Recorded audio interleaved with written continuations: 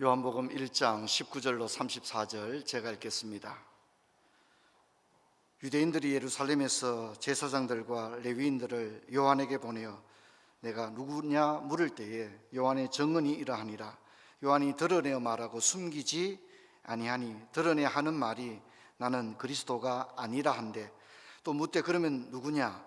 내가 엘리야냐? 이르되 나는 아니라. 또 묻되 내가 그 선지자냐? 대답하되 아니라. 또 말하되 누구냐? 우리를 보낸 이에게 대답하게 하라. 너는 내게 대하여 무엇이라 하느냐? 이르되 나는 선지자 이사야의 말과 같이 주의 길을 곧게 하라고 광야에서 외치는 자의 소리로라 하니라. 그들은 바리새인들이 보낸 자라. 또 물어 이르되 내가 만일 그리스도도 아니요 엘리야도 아니요 그 선지자도 아닐진데 어찌하여 세례를 베푸느냐? 요한이 대답하되 나는 물로 세례를 베풀거니와 너희 가운데 너희가 알지 못하는 한 사람이 있었으니 곧 내 뒤에 오시는 그이라. 나는 그의 신발끈을 풀기도 감당하지 못하겠노라 하더라. 이 일은 요한이 세례 베풀던 곳 요단강 건너편 베다니에서 일어난 일이니라. 29절 우리 같이 읽겠습니다. 이튿날 요한이 예수께서 자기에게 나오심을 보고 이르되 보라, 세상 죄를 지고 가는 하나님의 어린 양이로다. 아멘. 내가 전에 말하기를 내 뒤에 오는 사람이 있는데 나보다 앞선 것은 그가 나보다 먼저 계심이라 한 것이 이 사람을 가리킴이라. 나도 그를 알지 못하였으나 내게 와서 물로 세례를 베푸는 것은 그를 이스라엘에 나타내게 하려 함이니라. 요한이 또 정하여 이르되 내가 보매 성령이 비둘기같이 하늘로부터 내려와 그의 위에 머물렀더라. 나도 그를 알지 못하였으나 나를 보내어 물로 세례를 베풀라 하신 그이가 나에게 말씀하시되 성령이 내려서 누구 위에든지 머무는 것을 보거든 그가 곧 성령으로 세례를 베푸는 이인 줄 알라 하셨기에 내가 보고 그가 하나님의 아들이심을 증언하였노라 하니라. 아멘. 여러분 반갑습니다. 여러분 기도해 주셔서 신년 기도 잘 올라갔다가 내려왔습니다. 다른 때에 비해서 우리 성도님들이 기도 제목도 많이 적어내 주셨고 귀하지 않은 기도 제목이 없겠지만 특별히 청년들, 고등학생들이 적어낸 그 기도 제목을 읽을 때에 제 마음에 특별한 감정으로 그런 기도가 다가왔습니다. 대학생들, 고등학생들 가운데 기도문을 진짜 많이 써서 낸 학생들이 있었어요. 시험을 준비하는데 기도해 주세요, 그런 내용도 있지만 자신의 신앙적인 고민, 딜레마 이런 것들을 가지고 깊이 고민하는 청년들의 그 손으로 쓴 기도문을 읽을 때에 제 마음 가운데 참 깊은 감동이 있었습니다. 4일 동안 올라가서 기도하는 시간은 제게 너무 행복한 시간이었고 또 성도님들을 위해서 기도하는 제 자신이 너무 행복하고 뿌듯한 그런 감정을 느꼈습니다. 제가 내려와서 금요 호흡할 때 말씀을 드렸는데요, 이 코로나와 함께 언젠가 코로나가 종식될 날이 오겠죠. 그때 우리 성도님들의 근심, 걱정, 여러 가지 염려들도 코로나와 함께 그런 것들이 다 청산되어지고 또 해결되어지는 그런 은혜가 있기를 주의 이름으로 축원합니다. 그런 소망을 가졌으면 좋겠습니다. 단순히 코로나 끝났으면 좋겠다, 마스크 좀 벗었으면 좋겠다, 그냥 그렇게만 생각하지 마시고 언젠가 코로나는 끝이 날 텐데 내가 하나님께 기도하고 준비한다면 코로나 이후에 더 소망스러운 미래가 전개될 수 있지 않겠는가, 그런 열망들을 가질 수 있기를 바랍니다. 이렇게 우리가 산에 안 가도 아파트에 있는 나무들도 보면 걔네들이 벌써 봄을 준비하고 있잖아요. 그렇죠? 하시라도 꽃을 피우려고 이렇게 날은 춥다고 하는데 걔네들도 화려한 봄을 준비하는 겁니다. 그래서 우리가 코로나 핑계만 대면서 그냥 보내기에는 이 코로나 기간이 진짜 적지 않은 시간입니다. 그렇죠? 이제 3년 차에 들어가는데 진짜 너는 뭐 했느냐 라고 할 때 우리가 이 내 인생에 매우 중요한 이 시기 가운데 우리가 뭔가 답변할 말이 있어야 되지 않겠습니까? 아무쪼록 저와 여러분이 허들링의 마지막 해인 올해에 놀라운 영적 진전이 있기를 주의 이름으로 축원합니다. 요한복음 강의 세 번째인데요, 이제 프롤로그가 끝이 났죠. 1절부터 18절까지가 서언이었는데 이제 이게 끝이 나고 서언에서 풀어놓았던 이야기를 이제 하나하나씩 구체화하고 있습니다. 19절부터는 이야기입니다. 이야기. 공간복음은 비유가 많이 나오는데 요한복음은 이야기도 그냥 이야기가 아니라 대화가 많이 나오는 특징이 있죠. 당장에 여기도 이제 대화가 나오고 있는데요, 본래는 19절부터 51절을 한 번에 살펴봐야 되는데 분량이 많기 때문에 편의상 두 번에 나누어서 오늘은 34절까지를 먼저 여러분과 살펴보려고 합니다. 여러분 이제 펜이 있는 분은 저와 함께 이제 좀 이건 좀 적으면 좋을 것 같아요. 어디서 배울 수 있는 게 아니기 때문에. 여기 보면 날짜가 좀 이상합니다. 29절 보면 이튿날 이렇게 나오죠. 그렇죠? 35절에도 보면 이튿날, 43절에도 보면 이튿날, 2장 1절에 보면 사흘째 되는 날. 도무지 이해가 안 돼요. 그죠? 뭐가 이튿날인지, 이게 사흘째가 되는 날은 도대체 며칠째가 되는지, 이거는 성경을 10번 읽는다고 해서 알 수 있는 게 아닙니다. 이건 펜으로 적어 놓는 수밖에 없습니다. 그래서 여러분과 함께 좀 카운트를 하면 좋겠는데요, 예수님의 공생의 3년의 첫 번째 주간입니다. 아이들이 초등학교 입학해가지고 처음 들어가는 그 주간과 같은 거죠. 그래서 19절이 첫째 날이에요. 첫째 날. 이게 요일이 무슨 날인지는 알 수 없어요. 그냥 이튿날 이런 식으로 얘기하기 때문에 뭐 월요일, 화요일 이렇게 말할 수 없어요. 첫째 날이에요. 19절이 1 이렇게 적으면 되겠죠. 첫째 날입니다. 그리고 그러면 29절이 이튿날이 맞겠죠, 그죠? 이해되겠죠? 이제 이해가 되시면 약간 이제 고개도 끄덕끄덕 하시면서 하면 좋습니다. 교회 오래 다녀도 요한복음을 아무 많이 읽어도 그냥 이튿날 하고 넘어가는 거예요. 구체적으로 좀 볼 필요가 있어요. 자, 그래서 29절은 이제 이튿날이 되는 거죠. 그야말로 이튿날이 됐죠. 그리고 이제 35절은 또 이튿날이라고 하는 거죠. 예, 그래서 이제 이것은 이제 3일이 된 거예요. 3일째가 된 겁니다. 그리고 이제 43절에 이튿날은 4일차가 되는 거예요. 4일차가 된 거예요. 그리고 이제 여기 보니까 빌립과 나다나엘을 만났잖아요. 빌립과 나다나엘을 만나고 이틀 밤을 잤어요. 문맥을 자세히 읽어보면 이틀 밤을 잤다는 걸 알 수가 있어요. 그리고 2장 1절에 사흘째 되던 날은 이제 이틀 밤 자고 그 다음 날이 사흘째가 된 거예요. 이해되겠죠? 여기 사흘째는 밑도 끝도 없이 사흘째거든요. 그래서 이 2장 1절은 6일차가 된 거죠. 6일차. 이해하시겠죠? 6일차가 된 거예요.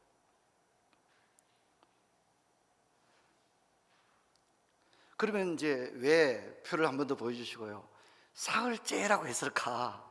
이건 요한의 굉장한 의도가 있어요. 여러분, 우리가 예수님이 우리 사도신경 고백할 때 며칠 만에 다시 살아났다 고백하죠? 사흘 만에. 그죠? 사흘 만에. 그것을 가져오기 위해서 여기 사흘 만에 사흘째 되던 날 이렇게 얘기하고 있는 거예요.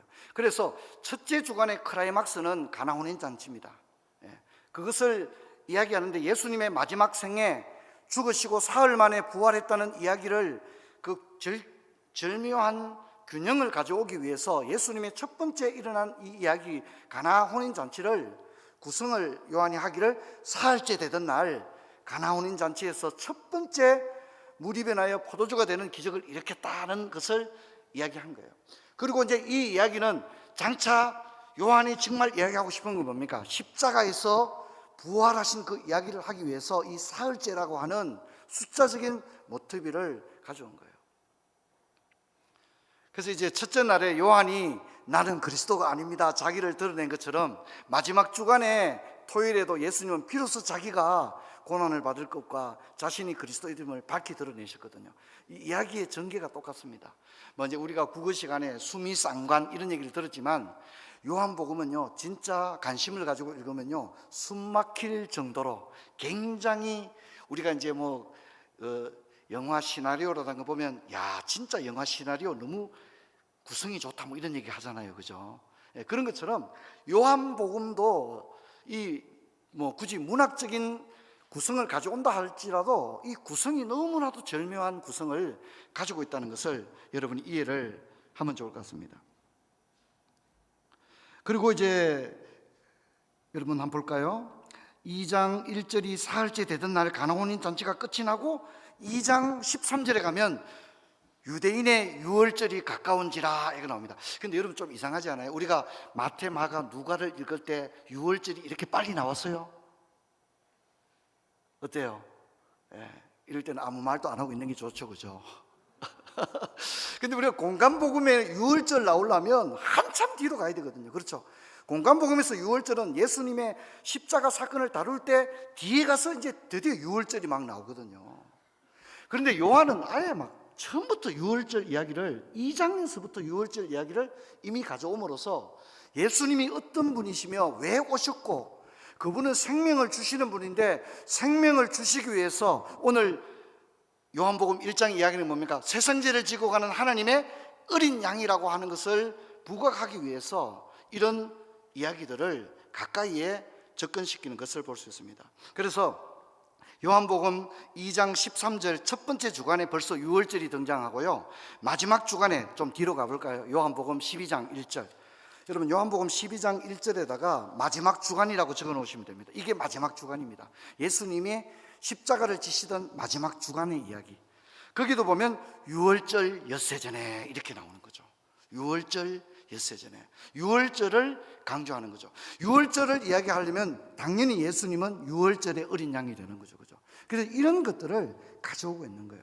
그래서 우리가 오랜 세월 우리 성도님들 지금 성경 읽기 진짜 열심히 하고 계시잖아요. 근데 이런 것들을 좀 알고 읽으면 진짜 성경이 재밌어집니다. 읽는 것이 요한복음은 좀 공간복음하고 읽는 맛이 좀 다르구나 이런 것들을 약간 이렇게 느끼면서 읽을 수 있지 않느냐 그렇게 생각이 되어집니다. 여러분 우리가 이미 살펴본 것처럼 요한복음에는 생명이라는 단어, 믿는다는 단어가 다른 공간복음서나 신약성경 전체에 비해서 비중이 많이 나온다 그랬죠. 또 하나의 단어가 많이 나오는데 그게 바로 유월절입니다. 여러분 공간복음에는요 아까도 말씀했지만 유월절이 한 번밖에 안 나와요. 그런데 요한복음은 유월절을 최소 3번 이상, 어떤 학자들은 유월절이 4번 나온다고 얘기합니다. 근데 유월절이라 하지 않고 절기가 이러매 이렇게 얘기하는데 이 절기가 뭐냐? 대부분은 유월절이라고 생각합니다. 그렇게 치면 유월절이 요한복음에는 무려 4번이나 나오게 됩니다. 그러니까 요한복음이 유월절이라는 것을 굉장히 강조하고 있다. 우리가 그렇게 이해를 할 수 있습니다. 자, 여러분 오늘 우리가 읽었던 그 19절부터 34절은 두 부분으로 나눌 수가 있습니다. 우리 주보에 보면 이렇게 GBS 갈로치기도 이번에 하나 해놨습니다. 갈로치기 넣기가 있으니까 한번 재밌게 보시면 좋겠습니다. 19절부터 28절은 이제 사람들이 세례요한 너무 궁금한 거, 저 사람 도대체 무슨 사람이길래 메뚜기와 석청을 먹고 낙타 트롯을 하고 요단강에 있는데 막 사람들이 다 그에게 세례받으러 오니까 너무 이 사람 정체가 뭐야? 뭐 어떤 사람인지 우리 가서 한번 직접 한번 인터뷰를 해보자, 조사를 해보자. 그래서 그 얘기입니다. 너는 누구냐 하는 겁니다. 이게 되겠죠. 그래서 19절부터 28절은 너는 누구냐 하는 건데 뭐 답이 있죠. 나는 광야에 외치는 자의 소리다 이렇게 얘기를 합니다. 자, 그 다음에 이제 29절부터 34절은 그렇다면 그분은 누구냐? 그분은 예수님이죠, 그죠? 그분은 누구냐? 그분은 누구냐? 그럴 때 요한이 얘기를 합니다. 뭐라고 말합니까? 그분은 세상 죄를 지고 가는 하나님의 어린 양이다. 그렇게 이야기를 하는 겁니다. 여러분 요한은요 팔레스틴 일대에서 가장 주목받는 요즘 말로 하면 핫한 인물이었습니다. 세례요한이 있는 곳에 사람들이 몰려들었습니다. 공간복음서의 기사를 빌려보면 세례요한은 회개하라 천국이 가까웠다 이렇게 외친 거로 나와 있습니다. 그는 거침없이 외쳤습니다. 선지자적인 외침이었습니다. 죄에 대해서 조금도 검열되지 않은 살아있는 언어를 사용해서 독사의 자식들아 이렇게 하면서 조금도 어떤 지성적이고 세련된 언어가 아니라 정신이 번쩍 들 수 있는 그런, 그야말로 광야의 야성이 있는 그런 메시지를 전했습니다. 야생마처럼 그칠 것 없는 회개의 요구는 갈릴리와 유대를 비롯해서 예루살렘까지도 완전히 뒤흔들어 놓았습니다. 공간복음에 따르면 세례 요한에게 많은 사람이 나왔습니다. 군인들도, 오늘 보면 바리새인과 서기관들, 사두개인들까지 다 나왔습니다. 사람들은 이 광야에 외치는 자의 소리에 완전히 빠져들었습니다. 이미 도끼가 나무 뿌리에 놓였으니 좋은 열매를 맺지 않은 나무마다 찍어 불에 던지리라. 이토록 강력한 메시지를 사람들은 그동안에 들어보지 못했습니다. 세례 요한의 메시지는 유대 지역의 새로운 영적 갱신의 운동을 일으켰습니다. 복지부동하던 지도자들과 군인들, 심지어 자존심을 굽히지 않던 바리새인들마저도 그에게 세례를 받기 위해서 나왔습니다. 상황이 여기 이르자 종교 1번지 예루살렘에서는 그냥 놔둬서는 안 되겠다, 이 정도 생각한 것 같아요. 그래서 예루살렘의 실력자들은 조사관을 급히 파견했습니다. 그들은 이 정체불상의 광야의 사나이를 조사해야만 했습니다. 그리고 물었죠. 너는 누구냐? 나는 그리스도가 아니다. 그렇다면 너는 엘리야냐? 나는 엘리야가 아니다. 그렇다면 너는 그 선지자냐? 여기 그 선지자는 모세를 말합니다. 모세. 그냥 일반적으로 선지자 누군지 잘 모르잖아요.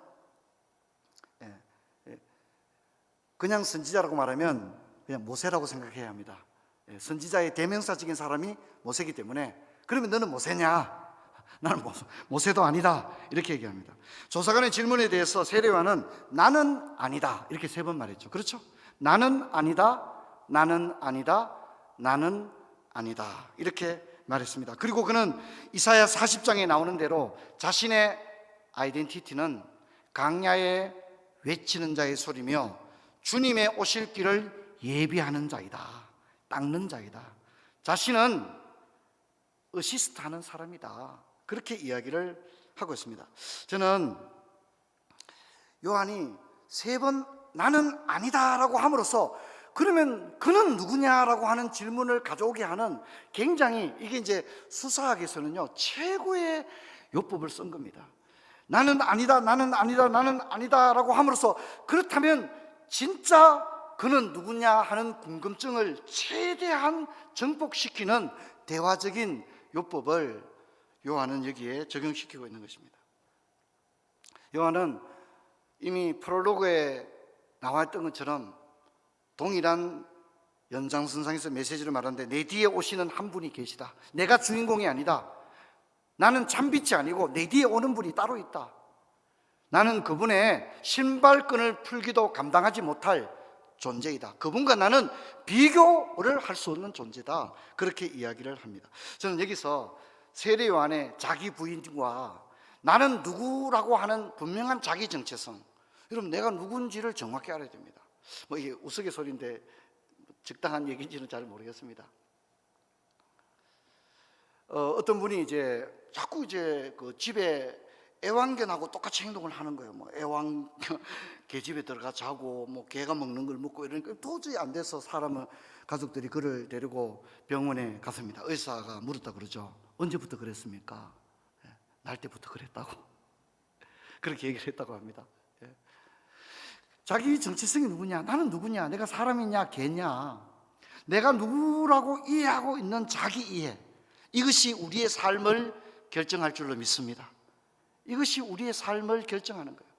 그 사람이 정신세계 속에서 자기 분열이 와서 자신을 그냥 강아지라고 생각하니까 그런 행동이 나오게 되는 겁니다. 내가 누군지에 대한 자기 이해. 여러분 세례 요한이 자기가 누군지를 정확히 알았습니다. 나는 그이가 아니다. 내 뒤에 오시는 분이 계시고 나는 그분의 신발끈을 풀기도 감당할 수 없다. 나는 광야에 외치는 자의 소리고 주님의 오실 길을 단지 예비할 뿐이다. 여러분 이것이 세례 요한의 자기 이해였고 자기 정체성이었습니다. 여러분 우리도 마찬가지입니다. 여러분 제자 훈련 받을 때 제자가 누구냐? 제자 훈련 받는 사람이 제자냐? 여러분 다 배웠죠? 어떤 사람이 제자입니까? 전적 위탁, 정인, 종. 그렇게 사는 사람이 제자입니다. 예수님은 그랬죠. 누구든지 나를 따라오려든 자기를 부인하고 자기 십자가를 지고 나를 따르라 라고 말했지 않습니까? 그렇지 않으면 주님의 제자가 될 수 없는 거죠. 세례요한의 자기 이해는 진짜 중요합니다. 세례요한의 자기 이해가 세례요한을 예수님께서 여자가 낳은 자 중에 가장 큰 자다라고 얘기할 수 있게 된 거죠. 여러분 한번 생각해 보세요. 세례요한이 너무 인기가 있으니까 막 기적이 나타나고 능력이 나타나고 진짜 정치 1번지 사람들이 와서 자기에게 다 무릎을 조아리고, 야, 혹시 내가 그리스도가 아닐까 이렇게 생각했다면 얼마나 이야기가 꼬였겠습니까? 하지만 단호합니다. 나는 아니라. 우리 한번 따라합시다. 나는 아니라. 나는 아니다. 분명히 했기 때문에 여러분 누구나 다 명예에 대한 유혹이 있잖아요. 그렇지 않습니까? 명예에 대한 유혹이 있지 않습니까? 사람들이 나를 막 떠받드는데 유혹이 있지 않겠어요? 근데 나는 아니다 라고 이야기할 수 있는 그 자기 정체성이, 자기 이해가 요한을 그 명예에 관한 유혹으로부터 그를 보호할 수 있게 했다는 것입니다. 여러분 저는 이 부분을 높이 평가하기를 원하고 예수님도 그를 이런 부분을 높이 평가했습니다. 마태복음 20장 26, 27절을 보면 너희 중에는 그렇지 않아야 할지니 너희 중에 누구든지 크고자 하는 자는 너희를 섬기는 자가 되고 너희 중에 누구든지 어뜸이 되고자 하는 자는 너희의 종이 되어야 하리라. 그래서 여러분 교회는 세상과 달라야 한다는 점이 바로 이런 점에서 달라야 하는 것입니다. 교회는 계급이나 신분이 나타나는 것이 아니라 서로가 서로에게 종이 되며 서로를 높이고 존경하기를 먼저 하는 것이 교회가 되어야 합니다. 교회 와서 야 여기도 뭐 라이온스 클럽하고 다를 게 뭐가 있냐 그렇게 느낀다면 여러분 교회는 너무나도 주님의 모습에서 이탈되는 것입니다. 자, 여러분 세례요한처럼 3번 아니다라고 한 사람이 요한복음에 한 번 더 나옵니다. 누구냐면 베드로입니다. 베드로도 아니다는 말을 3번 했습니다. 너는 그의 제자가 아니냐? 나는 아니라. 그러니까 요한복음을 읽어보면요 참 너무나도 이 구성이 매우 극적이라는 걸 알 수 있습니다. 의연하게 나는 그리스도가 아니라고 부인했던 세례요한의 3번의 아니라가 있는가 하면 나는 아니다. 여기 베드로가 나는 아니라는 건 뭐죠? 나는 예수님의 제자가 아닙니다. 예수의 추종자가 아닙니다는 그런 부인이죠. 여러분 세례요한의 나는 아니라고 하는 3번의 부인은 자신을 부인하는 부인이었습니다. 하지만 베드로의 3번의 나는 아니라는 안타깝게도 예수님을 부인하는 신앙을 부인하는 3번의 아니라였다는 것입니다. 하지만 요한복음은 이 이야기로 끝이 나지 않습니다. 우리가 다 알다시피 요한복음 끝에 가면 이 베드로는 다시 3번 내가 주를 사랑하나이다. 내가 주를 사랑하나이다. 3번 다시 고백하게 함으로써 베드로를 다시 신앙의 그 원점으로 되돌려 놓는 그런 모습을 우리 가운데 보여주고 있습니다. 여러분 오늘 살펴보려는 두 번째 부분을 보면 세례요한은 예수님을 세상 죄를 지고 가는 하나님의 어린 양이다 그렇게 얘기합니다. 프롤로그에 나타났던 예수님, 태초에 말씀이 계시니라. 만물이 그로 말미암아 지은 바 되었다. 그는 참빛이다. 자기 땅에 왔다. 영접하는 자는 그를 영접하는 자는 하나님의 자녀가 되는 권세를 줄 것이다.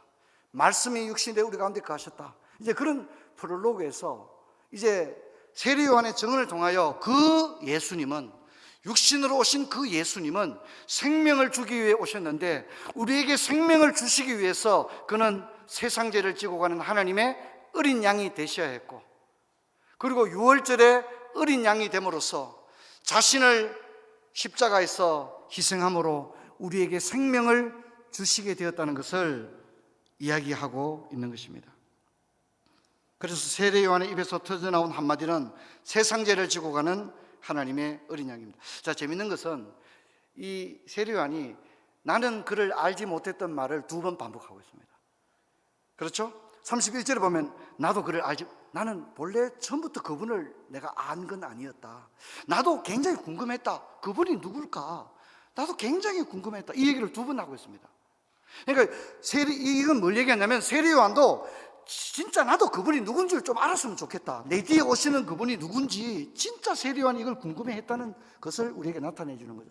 그래서 31절에 나도 그를 알지 못했으나, 또 33절에도 나도 그를 알지 못했는데, 자신에게 세례를 베풀라고 하신 하나님께서 혹은 성령께서 그에게 가르쳐 주신 거예요. 네가 세례를 주다가 누군가가 비둘기처럼 성령이 세례를 주는 사람 위에 머물러 있거든. 그가 바로 네 뒤에 오실 분, 성령으로 세례를 주실 바로 그분이시다. 이걸 가르쳐 준 거죠. 그래서 그는 예수님을 알게 된 겁니다. 세례를 줄 때 성령이 비둘기처럼 내려오시고 하늘에서는 이는 내 사랑하는 자요 내 기뻐하는 자다, 그런 성부 하나님의 음성과 성령이 비둘기처럼 임하는 장면과, 그리고 그리스도께서 세례를 받는 삼위일체 하나님이 같은 현장에 공간적으로 시간적으로 함께 삼위일체가 나타나는 그런 모습을 세례 요한이 보게 되었습니다. 이렇게 함으로써 프롤로그에서 밝혔던 그분에 대한 그림은 좀 더 선명해지고 있습니다. 태초로 시작됐던 이야기는 이제 요단강으로 무대를 옮겨와서 생생한 장면을 우리에게 보여주는데, 수많은 사람들이 구름대처럼 몰려와 요한에게 세례를 받는 그 현장에 우리 주님도 세례를 받으셨고 비둘기가 그 위에 임하게 되었습니다. 세상죄를 지고 가는 하나님의 어린 양이라고 하는 이야기는 요한이 앞으로 무엇을 말하고 싶어 한다는 거죠? 십자가를 이야기하고 싶어 하고 있다는 겁니다. 그래서 세상죄를 지고 가는 하나님의 어린 양이라고 이야기하고, 이것은 복음의 핵심인 십자가를 어렴풋이 비추어주고 있는 그런 장면입니다. 여러분, 우리가 공관복음을 보면 세례 요한이 예수님이 자기에게 세례를 받으러 올 때 내가 어떻게 당신에게 세례를 베풀겠습니까? 제가 당신에게 세례를 받아야 되겠습니다. 나는 당신에게 세례를 줄 수 없습니다. 그렇게 말하잖아요. 근데 예수님이 뭐라고 합니까? 마태복음 3장 15절을 보면 이렇게 말씀하십니다. 예수께서 대답하여 이르시되 이제 허락하라. 우리가 이와 같이 하여 모든 의를 이루는 것이 합당하니라 하시니 이에 허락하는지라, 그렇게 이야기를 하고 있습니다. 죄가 없으신 그분은 세례를 받을 필요가 없죠.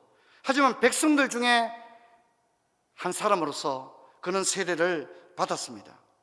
백성들 속에 들어오셔서 그분은 세례를 받지도 않아도 될 죄 없으신 하나님이시지만 백성들과 함께, 그 죄인들과 함께 어울려서 기꺼이 세례를 받는 그 예수님의 모습을 바라봤던 세례 요한은 이분이야말로 세상 죄를 지고 가는 하나님의 어린, 자신은 죄가 없으면서도 저 많은 사람들의 죄를 대속하기 위해 이 땅에 오신 세상 죄를 지고 가는 하나님의 어린 양이구나 하는 깨달음이 세례 요한에게 있었습니다. 여러분, 예수님은 의를 이루기 위해 사셨습니다. 8일 만에 할례를 받았습니다. 성전세를 기꺼이 내셨습니다. 그리고 세례를 받았습니다. 거룩한 종교의 제도와 조직, 그리고 규례를 거부하거나 외면하지 않으시고 영적 제도권 속으로 들어오셨습니다. 저는 이 부분에서 예수님이 우리에게 보여준 모범이 굉장히 크다, 그렇게 생각됩니다. 여러분, 성경에는 이런 사람들의 이야기가 넘쳐나죠. 여러분, 요셉과 마리아가 나는 그렇게 못하겠습니다. 어떻게 처녀가 아이를 낳겠습니까? 내게 그런 일이 이루어지지 않았으면 좋겠습니다. 요셉도 이 결혼 나는 못하겠습니다. 그럴 수 있지 않습니까? 하지만 그들은 하나님의 말씀에 순복했고 자신의 이익을 위해서가 아니라 합력하여 선을 이루기 위해서, 하나님의 의를 이루기 위해서 기꺼이 자신의 생각을 하나님 앞에 겸손히 꺾었던 사람입니다. 예수님도 내 뜻대로 마시고 아버지의 뜻대로 하옵소서, 그렇게 이야기했습니다. 여러분, 사도 바울도 이런 이야기를 우리에게 교훈하고 있습니다. 고린도전서 9장 19절을 보면 내가 여러 사람에게 자유로우나 스스로 모든 사람에게 종이 된 것은 더 많은 사람을 얻고자 합니다, 그랬습니다. 오늘 많은 사람들 가운데는 자기 자유를 부르짖습니다. 내가 왜 이렇게 해야 되죠? 라고 말합니다. 물론 우리는 그걸 이해하지 못하지 않습니다. 왜냐하면 우리 시대는 자신의 신념과 자신의 주장이 정당하게 받아들여지는 너무 당연한 시대를 살기 때문이죠. 여러분 갈라디아 5장 13절을 보면 이렇게 말합니다. 형제들아 너희가 자유를 위하여 부르심을 입었으나 그러나 자유로 육체의 기회를 삼지 말고 오직 사랑으로 서로 종노릇하라, 그렇게 말합니다. 여러분 예수님의 세례 받지 않아도 되지만 기꺼이 세례를 받으심으로써, 이렇게 함으로써 의를 이루는 것이 중요하다. 여러분 저와 여러분도 내 생각, 내 감정 그걸 내려놓고 하나님이 우리 시대 가운데 우리 교회를 통하여, 우리 가정을 통하여, 또는 나를 통하여 하나님이 이루기를 원하시는 하나님의 나라, 하나님의 뜻, 하나님의 계획, 그것을 위하여 기꺼이 자신의 뜻을 굽히고 거룩한 영적 제도권 안에 백성들과 함께 먹고 마시며 하나님의 의를 이루는 일에 동참하는 그런 세례 요한의 모습, 예수님의 모습을 가지게 되는 저와 여러분 되기를 주의 이름으로 축원합니다. 올 한 해 살아가는 날 동안에 우리가 좀 남다른 기준을 가지면 좋겠습니다. 나에게 이익이 되냐 안 되냐, 내 기분에 맞나 안 맞나, 난 지금 그럴 기분이 아니에요, 그랬다면 이제는 우리 한 차원 더 높였으면 좋겠습니다. 내가 그러고 싶지도 않고 지금 그럴 기분도 아니지만 주님이 원하신다면, 주님의 의를 이룰 수 있다면, 그래서 우리 가정을 향한 주님의 뜻, 우리 교회를 향한 주님의 뜻, 나를 향한 주님의 뜻을 이룰 수 있다면, 기분은 진짜 아닌데 그렇게 하고 싶은 마음이 전혀 없지만 기꺼이 의를 이루기 위해서 영적 제도권 안에 들어와서 함께 동고동락하며 하나님의 나라를 함께 이루어 나가는 그런 저와 여러분 되기를 주의 이름으로 축원합니다. 자리에서 일어나시겠습니다. 아버지 감사합니다. 오늘 성숙한 세례 요한의 모습에서 많은 것들을 생각합니다. 또 기꺼이 세례를 받으시는 예수님의 모습에서 의를 이루기 위해서 나는 무엇을 포기하고 희생했는가 돌아보게 됩니다. 2022년도 가운데 살아갈 때 나 자신만 생각하는 한 해가 아니라 하나님의 나라라고 하는 큰 틀에서 생각하고 행동할 수 있는 저희들 되게 하여 주옵소서. 주 예수 그리스도 이름으로 기도하옵나이다. 찬송가 480